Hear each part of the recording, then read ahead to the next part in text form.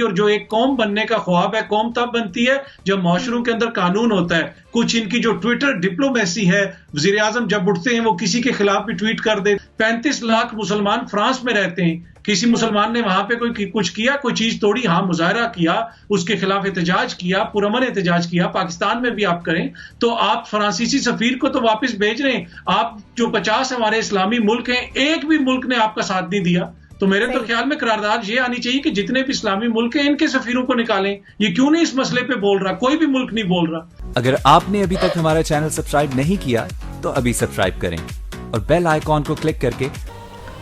France ने इमरान खान सरकार की और पाकिस्तान के सभी कट्टरपंथियों की हेकड़ी निकाल के रख दी है। फ्रांस के बाद यूरोपीय यूनियन भी अब फ्रांस के साथ आ गई है और उन्होंने पाकिस्तान को कड़ी चेतावनी दी है कि अगर किसी भी यूरोपीय नागरिक के खिलाफ किसी भी प्रकार की अभद्रता पाकिस्तान में की जाती है तो पाकिस्तान को इसके गंभीर परिणाम भुगतने होंगे। इसके बाद तो पाकिस्तानी मीडिया और पाकिस्तान का बुद्धिजीवी वर्ग इमरान खान सरकार के पीछे हाथ धोकर पड़ गया है। इमरान खान खुद मीडिया में आकर हाथ जोड़कर माफी मांग रहे हैं। अब वो गिड़गिड़ाते हुए कह रहे हैं कि कोई भी एक मुस्लिम देश भी उनके साथ नहीं आया, पाकिस्तान अकेला खड़ा रह गया और दुनिया में किसी देश ने उसका साथ नहीं दिया।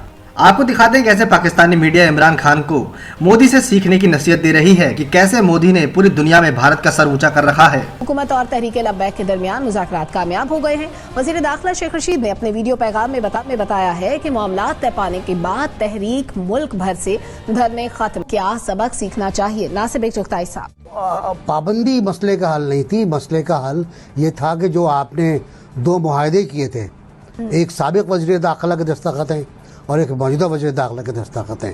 या तो उनको पूरा करते आप या वो मुआहदे नहीं करते आप।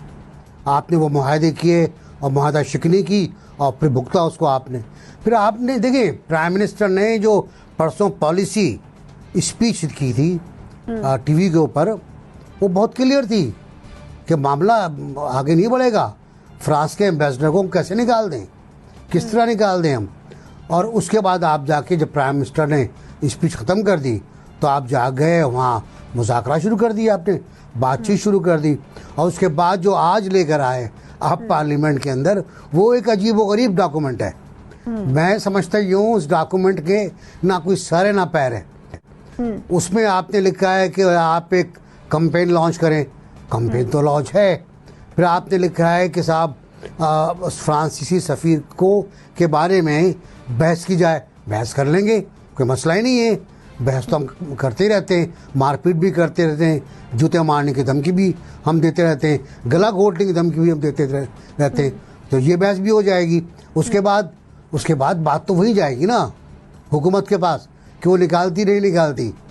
तो बात मुझे लगता नहीं कि ख़त्म हुई, बात शुरू हुई दोबारा।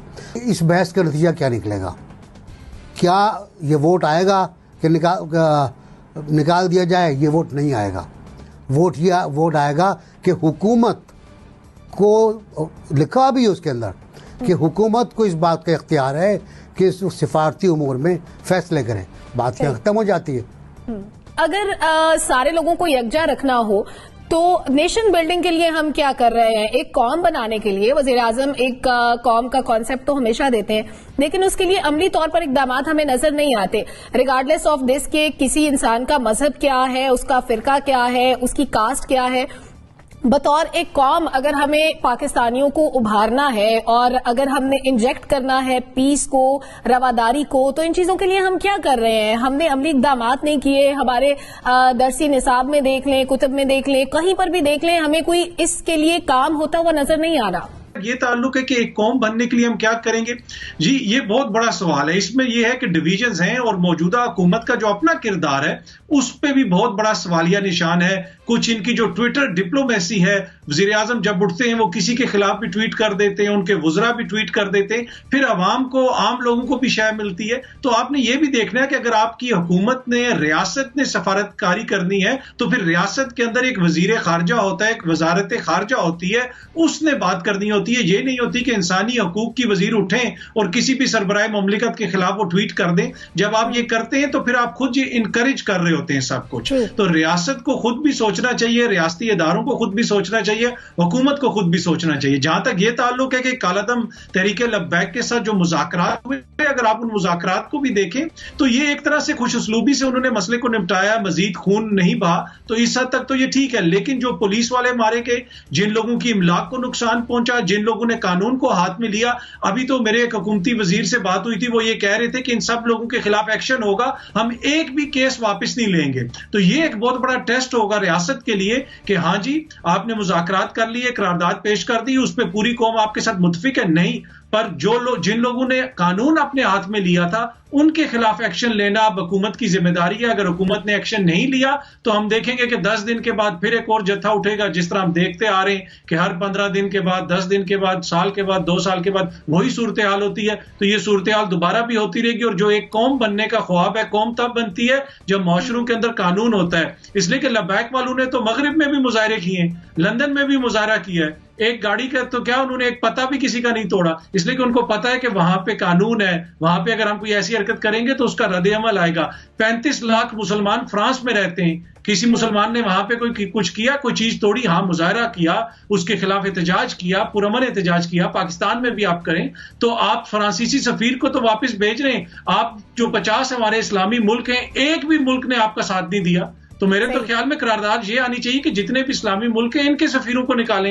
ये क्यों नहीं इस मसले पे बोल रहा, कोई भी मुल्क नहीं बोल रहा, तो ये बात होनी चाहिए। सबको मिलकर बात करनी चाहिए। बनने का ख्वाब है, उम्मीद है कि ये ख्वाब किसी दिन पूरा हो जाएगा। वो लोग जो मुल्क में बेअमनी का बायस बनते हैं उनको छोड़ दिया जाए तो क्या रियासत सरेंडर कर देगी इस तरह के लोगों के सामने? कि रियासत को गवर्नमेंट रिप्रेजेंट कर रही है और गवर्नमेंट का हर ऐसा स्टेप जो कि मिसलीडिंग होगा या प्रॉब्लमैटिक होगा या फॉल्टी होगा वो रियासत को कमजोर करेगा। And this is what is exactly happening कि जो फ्लिप फ्लॉप कर रहे हैं पीटीआई वाले, I don't even want to call them government, क्योंकि इनका बिहेवियर गवर्नमेंट की तरह का नहीं है। कभी कुछ करते हैं, कभी कुछ करते हैं। किसी को मालूम नहीं था कि 6 महीने से किस बात पे इनके मुज़ाकरात चल रहे थे टीएलपी से। फिर ये नहीं पता था इन्होंने किन चीजों पे एग्री कर लिया है। मेरे पास इस वक्त 6 तरह के एविडेंस मौजूद हैं, जिसमें एक वजीर इनका कह रहा है कि हमने तो इस बात पे एग्री नहीं किया था, दूसरा कह रहा है कि हमने एग्री किया था कि हम फ्रांस के सफीर को वापस भेजेंगे। तो if so much was happening in the country, हमें पता क्यों नहीं था? Why was it never discussed on television, media, parliament? कि क्या ऐसे छुपा के रखने वाली कौन सी बात थी? This was a real internal security matter. Number 2, कोई डॉक्यूमेंट साइन किया था उसका हमें नहीं पता। इन्होंने उनसे बातचीत की, ये इनका अपना इनिशिएटिव नहीं होना चाहिए था, ये पार्लियामेंट में डिसाइड होना चाहिए था कि ठीक है हम बात करते हैं इन लोगों से बैठ के, ये धरना देना चाह रहे हैं। बिकॉज हाउ मेनी टाइम्स जो पाकिस्तान के लोग हैं उनको कभी फैजाबाद में कहीं पे इस किस्म के मसाइल का सामना करना पड़ेगा। कभी इमरान खान 2017 में उनके साथ खड़े हुए नजर आते हैं, कभी अभी भी पॉलिसी पॉइंट ऑफ व्यू से साथ खड़े हुए हैं, क्योंकि वो तो तालिबान माइंडसेट और तालिबान के साथ बातचीत करने के कायल हैं। लेकिन आज क्योंकि गवर्नमेंट में है तो उन्हें उनका तरीकाकार ठीक नहीं लग रहा। तो पहले as a head of state उनको डिसाइड करना है कि वो करना क्या चाहते हैं, और ये सोच के डिसाइड करना है कि it's not his personal life कि वो जो मर्जी डिसीजन ले लें, ये यहाँ के लोगों का, ये इस मुल्क का, ये इस रियासत के मुस्तकबिल का मामला है। वो जो भी डिसीजन लेंगे उसका बहुत इम्पैक्ट जाएगा। एनबीसी ने बहुत डिटेल में चीजों को कवर किया है। मैं ये जानना चाहती हूँ कि every time when we think कि हम मॉडरेशन की तरफ जा रहे हैं, हम लोग ज्यादा प्लूरलिस्टिक सोसाइटी बनने जा रहे हैं, डिवर्सिटी को अप्रिशिएट करना शुरू करते हैं, ये एकदम से हम 4 कदम पीछे क्यों चले जाते हैं? और ये याद रखें कि टीएलपी एक पॉलिटिकल एंटिटी है, उसकी फॉलोइंग है, उसका इलेक्ट्रेट है, उसका फ्यूचर है पार्लियामेंट में। लोग अफसोस कर रहे हैं, पार्लियामेंटेरियंस बैठ के अफसोस कर रहे हैं कि जी बड़ा अफसोस हुआ आपके लोग मर गए, उन पुलिस वालों को कोई नहीं याद कर रहा जो ड्यूटी पे थे। बुज़दार साहब की एक स्टेटमेंट नहीं आई है जिसमें उन्होंने कंडेम किया हो या कुछ भी कहा हो, कोई पॉइंट ऑफ व्यू ही आया हो कि जो कुछ हुआ है ये क्या हुआ है। तो मुझे तो गवर्नमेंट कहीं नजर नहीं आ रही। रिट तो बहुत दूर की बात है, गवर्नमेंट इज प्रैक्टिकली नोवेयर। बदहवास कभी इधर भागते हैं, कभी उधर भागते हैं। तो आई थिंक इकोनॉमी या सोशल इश्यूज पे तो हम डिबेट करते रह सकते हैं, लेकिन अगर सिक्योरिटी पे इनकी रिट का ये हाल है तो फिर आई थिंक इनको मॉरली तो इनको चले जाना चाहिए। हमें कोई बेहतर गवर्नमेंट चाहिए। सबक यह है कि जी देखें, रियासत को जो है वो मजहब के मामले में गैर जानिबदारी इख्तियार करनी चाहिए। मैं मुसलमान हूं, हिंदू हूं, बरेलवी हूं, देवबंदी हूं, जो भी हूं, ये शख्स का जाती मामला होता है, ठीक है। इसमें अगर रियासत जानिब, इसकी मिसाल लोग देते हैं कि जैसे डॉक्टर है, अगर डॉक्टर के पास कोई मरीज जाता है तो डॉक्टर का काम ये नहीं है कि वो पूछे कि तुम किस उसके हो, उसको तमाम मरीजों का इलाज करना होता है। इसी तरह रियासत के लिए तमाम शहरी जो है वो बराबर के होते हैं।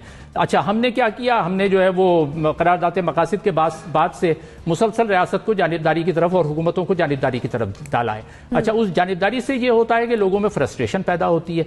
अच्छा, और फ्रस्ट्रेशन की एक और वजह ये होती है कि जब लोगों की तवक्कात पूरी नहीं होती, उनके मसाइल पूरे नहीं होते, उनके पास खेलने की सहूलतें नहीं हैं, हमारे नौजवानों के पास, उनके पास मुलाजमत की सहूलतें नहीं हैं, उनके पास तफरीह के मकाम नहीं हैं, अच्छा लिखने पढ़ने की सहूलतें नहीं है, लाइब्रेरी नहीं है, तो इन तमाम चीज़ों से नौजवान हमारा फ्रस्ट्रेट होता है। अच्छा, जब फ्रस्ट्रेशन होती है, उसको नजर नहीं आता कि क्या किया जाए, तो वो तशद्दुद की तरफ जाता है। इसके अलावा एक और समाजी सबक ये है कि जनाब, हम जब रवादारी कैसे, जब हम खुद, हमारे वज़ीर आज़म साहब कहते हैं, उन्होंने पिछली तकरीर में कहा था कि जनाब वो फ्रांस का रेवोल्यूशन आया, उसमें 5-10 हज़ार लोगों की गर्दनें मार दी गई, और उसके बाद ईरानी रेवोल्यूशन आया, उसमें 5-10 हज़ार लोगों की गर्दनें मार दी गई, तो जब तक ये नहीं होगा तब्दीली नहीं आएगी। अच्छा, जब एक प्राइम मिनिस्टर लेवल का आदमी टीवी पर बैठकर आवाम से ये बात करेगा, तो मतलब आप क्या मैसेज दे रहे हैं? आप खुद तशद्दुद की तरफ ले जा रहे हैं। अच्छा, जब आप एर्तुगरुल जैसे ड्रामे दिखाएंगे, जो आदि कच्ची पक्की तारीख है, अच्छा, उसमें हमारे पास क्या तारीख में ऐसे हीरो नहीं है? क्या हमारे पास ऐसे लोग नहीं है जो जंगों के अलावा जिन्होंने कुछ किया हो? इब्ने रुश्द नहीं है, इब्ने सीना नहीं है, जाबिर बिन हय्यान नहीं है, अल बैरूनी नहीं है, हमारे साइंसदान, हमारे राइटर, ये कहाँ हैं? जब हमारा बच्चा नौजवान स्कूल में जाता है तो उसको जंगजुओं की तस्वीरें नजर आती हैं, किसी अल बैरूनी की, इब्ने रुश्द की तस्वीर नजर नहीं आती। तो क्या हमने तारीख में सिर्फ जंगें की? तो इस तरह से हमने माशरे को तशद्दुद की तरफ धकेला है। उस तशद्दुद से रोकने की जरूरत है। आखिरी बात, एक सियासी लेसन भी मैं कहूंगा, सियासी सबक यह है कि देखें, गुफ्तगू शुनीद के जरिए चीजों को हल करना चाहिए। जब आप गुफ्तगू शुनीद नहीं करते तो चीजें खराबी की तरफ जाती हैं। तो सियासी सबक यह है कि गुफ्तगू शुनीद सीखें, खुद अपनी जबान पे कंट्रोल रखें, क्या बात कही जा रही है, क्या नहीं कही जा रही है, ये हमारी हुकूमत को सीखने की जरूरत है। दोस्तों, ये थी आज की वीडियो। आई होप आपको ये वीडियो पसंद आया होगा। दोस्तों, अगर आप हमारे चैनल पर नए हैं और आपने हमारा चैनल अभी तक सब्सक्राइब नहीं किया है तो जरूर सब्सक्राइब कर लीजिए, क्योंकि हम पाकिस्तानी मीडिया की भारत के खिलाफ की गई प्रोपेगेंडा वीडियोस लाते रहते हैं और आपको भारत के बारे में भी नई नई जानकारियां देते रहते हैं। तो प्लीज इसे लाइक कीजिए, शेयर कीजिए, सब्सक्राइब करना न भूलिए हमारे चैनल EFCZ को। पाकिस्तान के बारे में कमेंट्स करते रहिए और हम मिलते हैं अगले वीडियो में। जय हिंद, वंदे मातरम।